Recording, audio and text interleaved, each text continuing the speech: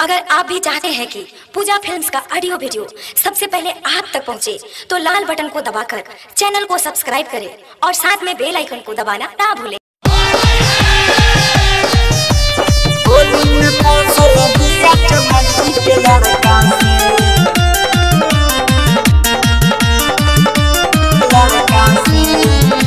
आप सुन रहे हैं अरविंद मेहता की आवाज। बिया नया हरी हरी हो सटे न देती जरी हो, बिया नया हरी हरी हो सटे न देती जरी हो।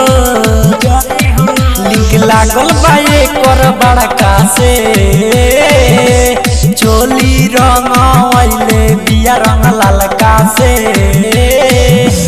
होली में फसल बिया चौहान जी के लड़का से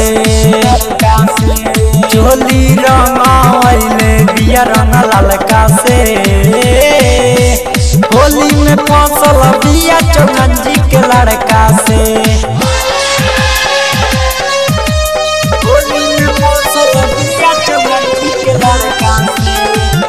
आरके रिकॉर्डिंग स्टूडियो कोटवा लड़का से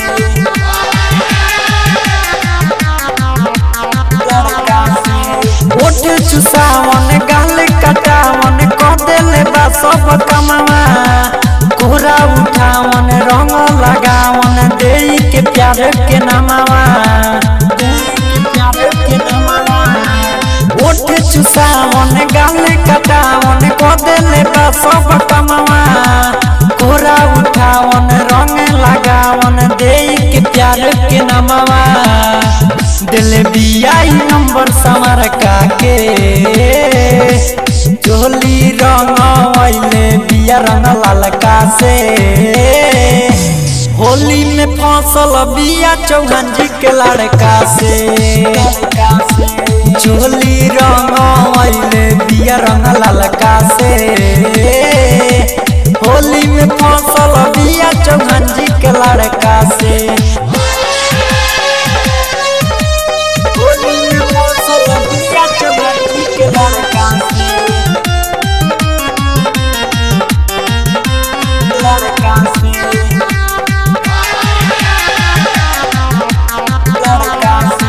राइटर विनोद को दिल हद रखेला दिल के भीतरी। अरविंद मेहता जब जब देखे लागे ले तो छियतरी। राइटर विनोद को दिल हद रखेला दिल के भीतरी। अरविंद मेहता जब जब देखे लागे ले तो छियतरी।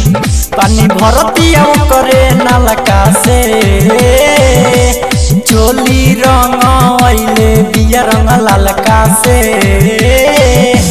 होली में फसल बिया चौहान जी के लड़का से चोली रंग आइले बिया रंग लालका से।